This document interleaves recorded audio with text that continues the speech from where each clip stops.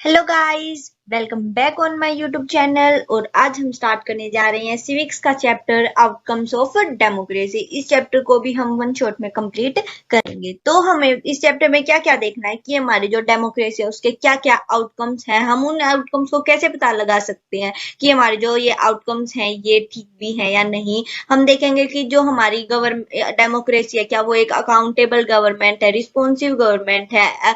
जो हमारी डेमोक्रेसी है उसने इकोनॉमिक ग्रोथ में कितनी ज्यादा हेल्प किया, उसने पावर्टी को, इनइक्वालिटी को कम करने में कितनी ज्यादा हेल्प की है। या जो हमारे जो डेमोक्रेसी है उसके जो प्रिंसिपल्स हैं क्या वो सच में रियल लाइफ प्रॉब्लम्स को सोल्व करने में भी इतने ही हेल्पफुल है, या फिर डेमोक्रेसी सिर्फ प्रिंसिपल्स में ही इतनी अच्छी है या रियल में भी इतनी अच्छी है। तो ये सब हम इस चैप्टर में देखेंगे। तो हम इस चैप्टर को स्टार्ट करते हैं।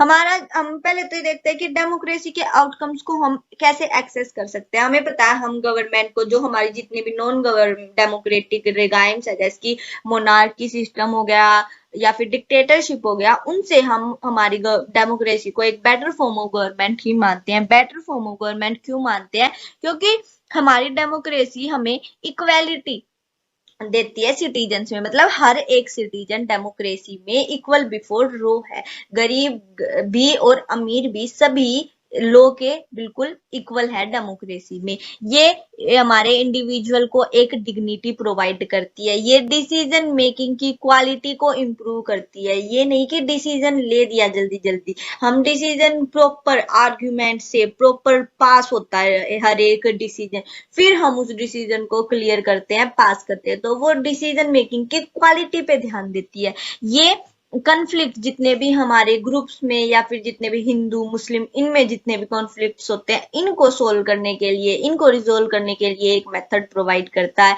और अगर हमारी गवर्नमेंट है या फिर उससे कुछ मिस्टेक भी हो जाए, वो उस मिस्टेक्स को करेक्ट करने के लिए भी एक रूम प्रोवाइड करता है। तो ये क्वेश्चन आ सकता है 3 मार्क्स में भी आ सकता है, 2 मार्क्स में भी, 5 मार्क्स में भी। तो डेमोक्रेसी क्यों बेटर है, तो ये 5 पॉइंट लिख के इनको एक्सप्लेन कर देना।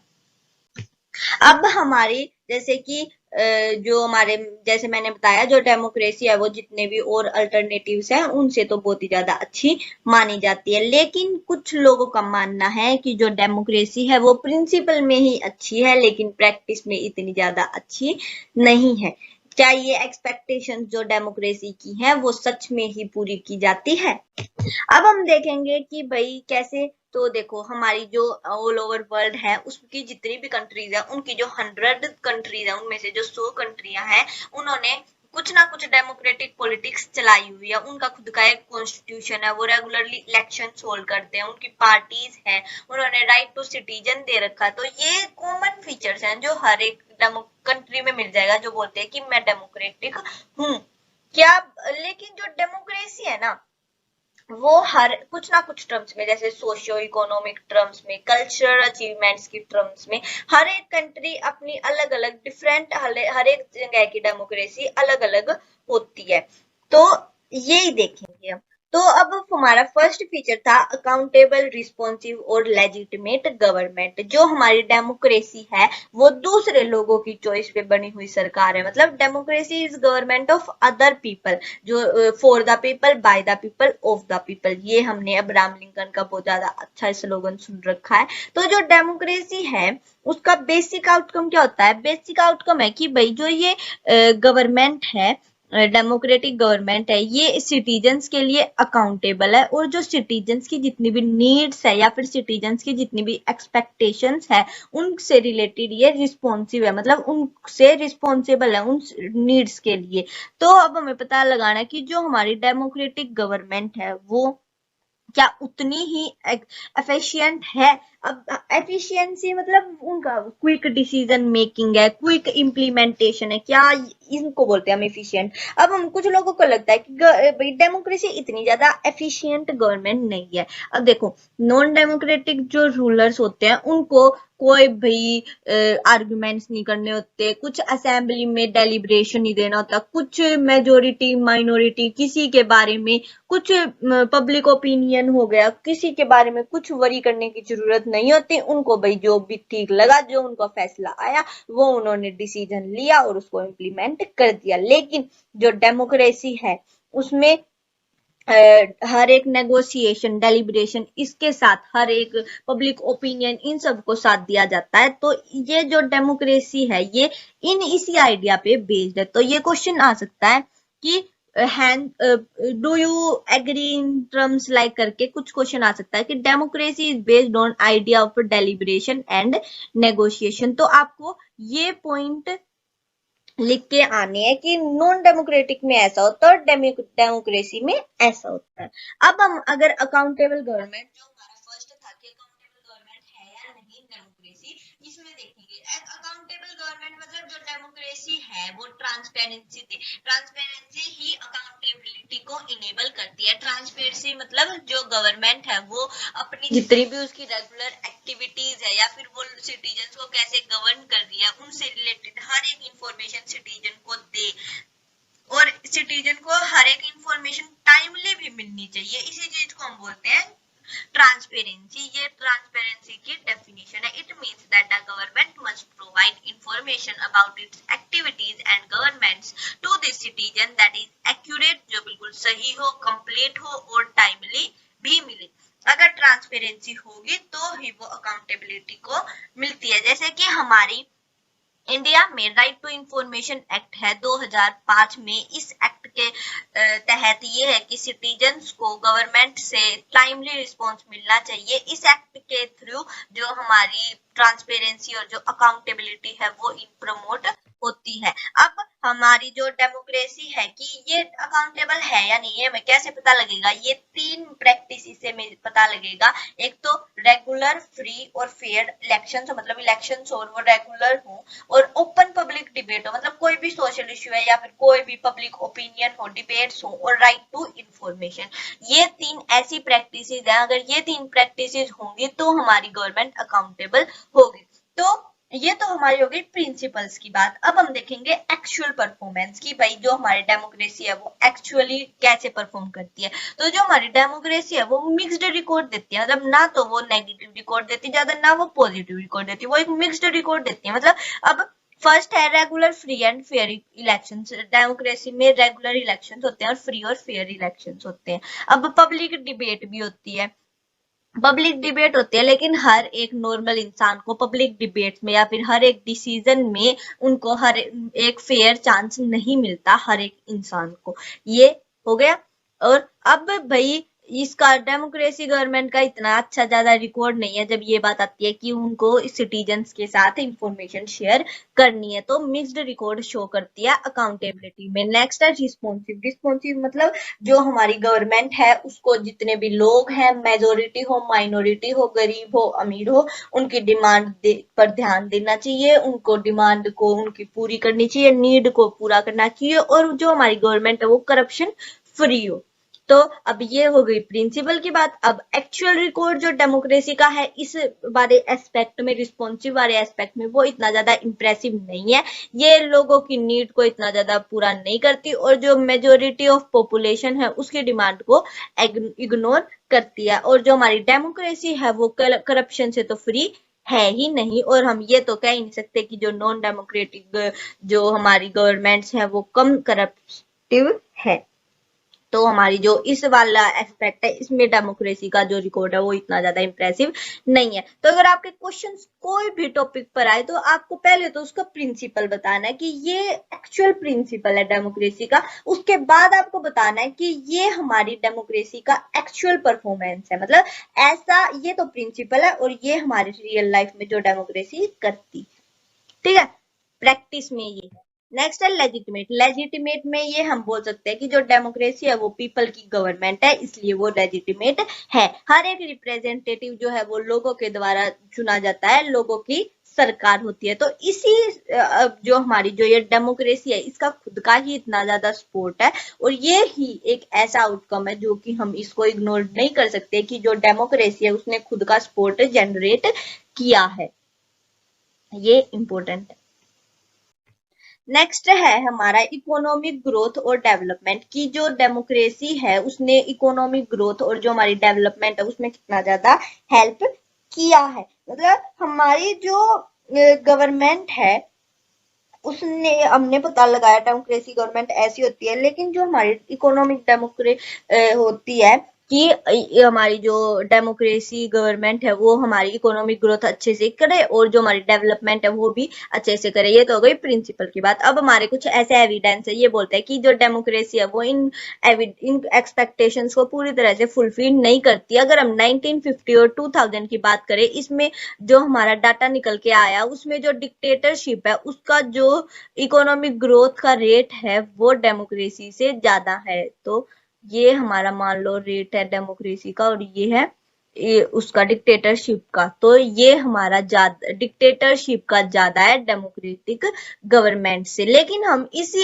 एक रीजन की वजह से ये नहीं बोल सकते कि डेमोक्रेसी एक अच्छी गवर्नमेंट नहीं है, क्योंकि जो इकोनॉमिक ग्रोथ है वो एक ही चीज पे नहीं मिलती। एक तो कंट्री का पॉपुलेशन साइज देखेंगे, ये नहीं है कि भाई एक कंट्री है उसमें तो बिल्कुल कम पॉपुलेशन है और एक कंट्री है उसमें बहुत ज्यादा पॉपुलेशन है तो हम बोल देंगे उनका ग्रोथ रेट ज्यादा हमारा कम है। तो ये भी तो देखो, पॉपुलेशन भी तो ज्यादा कम है और जो दूसरी कंट्रीज है उनसे कितना पॉपुलेशन कोऑपरेशन मिल रहा है, हमारी सिचुएशन क्या है, ग्लोबल सिचुएशन क्या है, मनी का कितना क्या है। तो ये सारी चीजें हमें देखनी पड़ती है। ये ये तो था हमारी जो डेमोक्रेटिक गवर्नमेंट। लेकिन जो हमारी लेस डेमोक्रेटिक कंट्रीज थी, या ग्लास नहीं आएगा यहाँ पे, लेस आएगा, तो जो हमारी लेस डेवलप्ड कंट्रीज थी उनका और डेमोक्रेसी का रेट तो बिल्कुल ही ना के बराबर था। नेक्स्ट है हमारा इनइक्वालिटी और पॉवर्टी में रिडक्शन। मतलब ये तो था हमारा इकोनॉमिक ग्रोथ, लेकिन अब है हमारा इनइक्वालिटी और पॉवर्टी में रिडक्शन। अब हमारा इनइक्वालिटी मतलब असमानता और पॉवर्टी मतलब गरीबी। अगर हम इनइक्वालिटी की बात करें तो हमारी जो इसमें इनइक्वालिटी का मतलब है कि भाई डेमोक्रेसी ये एक्सपेक्ट मतलब ये उसके प्रिंसिपल है इस वाले एक्सपेक्ट को लेकर कि एक तो वो इकोनॉमिक डिस्पैरिटीज हटाए, अमीरी गरीब में रिडक्शन करे, वेल्थ का अच्छे से डिस्ट्रीब्यूशन हो और जो गुड्स है अपॉर्चुनिटीज है उनका अच्छे से डिस्ट्रीब्यूशन हो। अब इक्वालिटी दो टाइप की होती है, एक तो पॉलिटिकल इक्वालिटी और एक इकोनॉमिक इक्वालिटी। पॉलिटिकल इक्वालिटी मतलब जितने भी इलेक्शंस हैं या फिर जो रिप्रेजेंटेटिव्स को इलेक्ट करना है उसमें उनको इक्वल राइट मिले। और इकोनॉमिक इक्वालिटी मतलब जितने भी गरीब अमीर इस ऐसा कोई भी भेदभाव नहीं हो और उनको सबको इक्वल अपॉर्चुनिटीज मिले इकोनॉमिकली। तो हमारी जो डेमोक्रेसी है उसमें पॉलिटिकल इक्वालिटी पे वो बेस्ड होती है। ये तो बिल्कुल ही ठीक बात है भाई। ये हो गया इसका जो वर्किंग है उस पे, वो थे प्रिंसिपल्स। अब वर्किंग देखेंगे।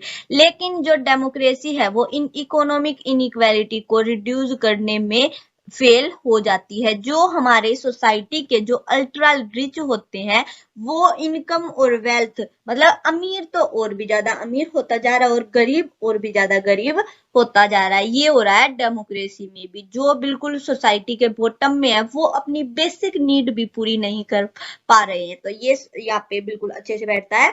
Rich is become more rich and poor is getting more poorer, his condition is version.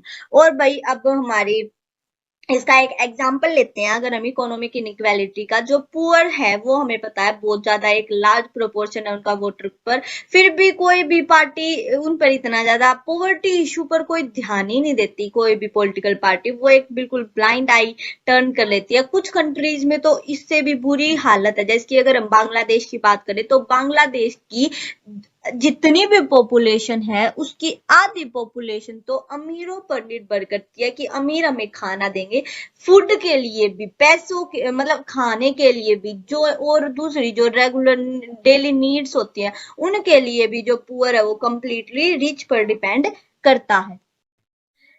Next है accommodation of social diversity. Social diversity मतलब कि जो एक ऐसी एक्सपेक्टेशन होती है इस एक्सपेक्ट में डेमोक्रेसी के कि जो डेमोक्रेसी है वो हारमोनियस सोशल लाइफ प्रोवाइड करे। मतलब जितने भी हमारे सोशल ग्रुप्स है हमारी सोसाइटी में उनके कॉन्फ्लिक्ट्स को सोल्व करने के लिए, रिजोल्व करने के लिए एक प्रॉपर मैकेनिज्म बने, उनके कॉन्फ्लिक्ट्स जो है वो आसानी से सोल्व हो सके। अब हमारी जो डेमोक्रेसी है वो इसमें प्रिंसिपल तो हो गई इसके, और अब इसकी रियल लाइफ या फिर वर्किंग जो हम बोले कि जो डेमोक्रेसी है ना वो सोशल ग्रुप्स को अकोमोडेशन के लिए, मतलब इस वाले एस्पेक्ट में जो डेमोक्रेसी है वो बेस्ट सूटेड ए फॉर्म है गवर्नमेंट की। जो नॉन डेमोक्रेटिक रेगाइम्स होते हैं वो सोशल डिफरेंसेस जो होते हैं कंट्री में उनके तरफ बिल्कुल ही ब्लाइंड आई कर लेते हैं, वो उस पर कोई भी ज्यादा ध्यान नहीं देते। लेकिन जो हमारी डेमोक्रेसी है वो प्रॉपर एक मैकेनिज्म बनाती है ताकि वो जितने भी सोशल ग्रुप्स हैं उनके बीच में कोई भी अगर मान लो कंफ्लिक्ट हो गई या फिर कोई भी टेंशन हो गई तो वो इसको आसानी से हैंडल कर सकती है। तो ये डेमोक्रेटिक रेगाइम्स का एक प्लस पॉइंट है। अब हमारी जैसे कि जो ये सोशल अकोमोडेशन है इसके लिए डेमोक्रेसी को दो कंडीशन की फुलफिल करनी पड़ती है। एक तो जो डेमोक्रेसी है वो मेजोरिटी ओपिनियन का रूल नहीं है, मतलब जो हमारी सोशल ग्रुप मेजोरिटी में होगा इसको माइनॉरिटी के साथ काम करना पड़ेगा। जो हमने बेल्जियम वाला देखा था, बेल्जियम में क्या हुआ था, जो जितनी भी मेजोरिटी पॉपुलेशन है जितनी भी माइनॉरिटी पॉपुलेशन है उन दोनों को बिल्कुल ही एक बराबर का हिस्सा दिया गया था, उनको एक बराबर की इम्पोर्टेंस दी गई थी।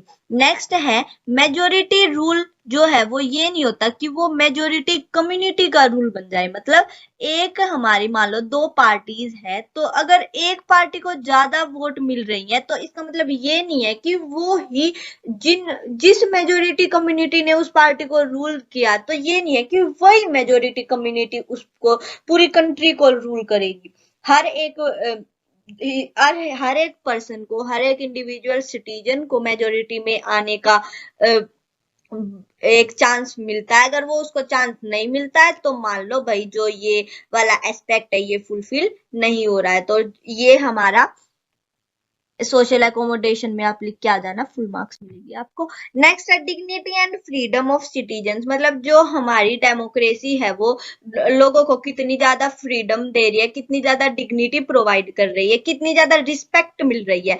तो हमारी जो डेमोक्रेसी है, जितनी भी डेमोक्रेसी है वो इस जो ये है ना कि हर एक डेमोक्रेसी में हर एक इंसान को प्रॉपर फ्रीडम और प्रॉपर रिस्पेक्ट मिलनी चाहिए, इसको तो प्रिंसिपल में तो ये डेमोक्रेसी में होता ही होता है।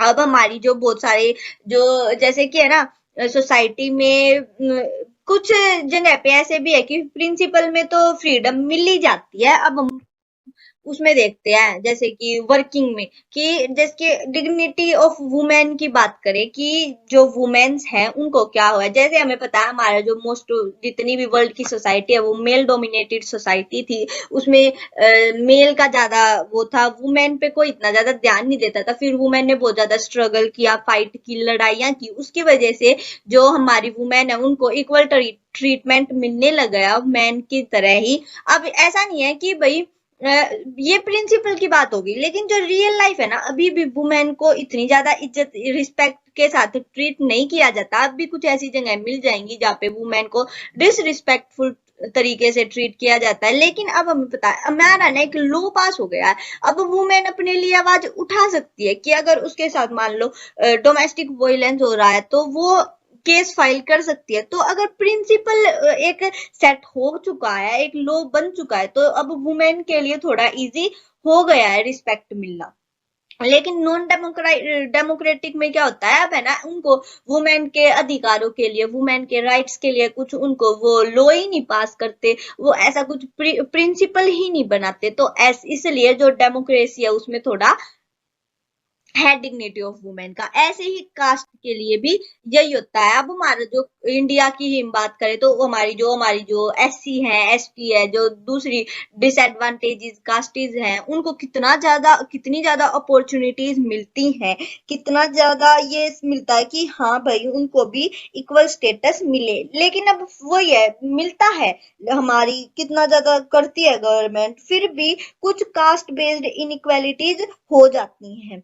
तो अब एक लॉ पास हो गया तो अब वो भी अपने हक के लिए आवाज उठा सकते हैं, उनको भी गवर्नमेंट लॉ के तहत एक ऑर्डिनरी सिटीजन बनाती है। और ये चीज भी नॉन डेमोक्रेटिक रेगाइम में अब्सेंट होती है। मेन फीचर डेमोक्रेसी का यही होता है कि अगर डेमोक्रेसी की एक एग्जामिनेशन ओवर होती है तो उसकी दूसरी एग्जामिनेशन तभी स्टार्ट हो जाती है। अब लोगों को एक चीज मिलेगी तो वो और भी ज्यादा उसके और चीजों की डिमांड करेंगे।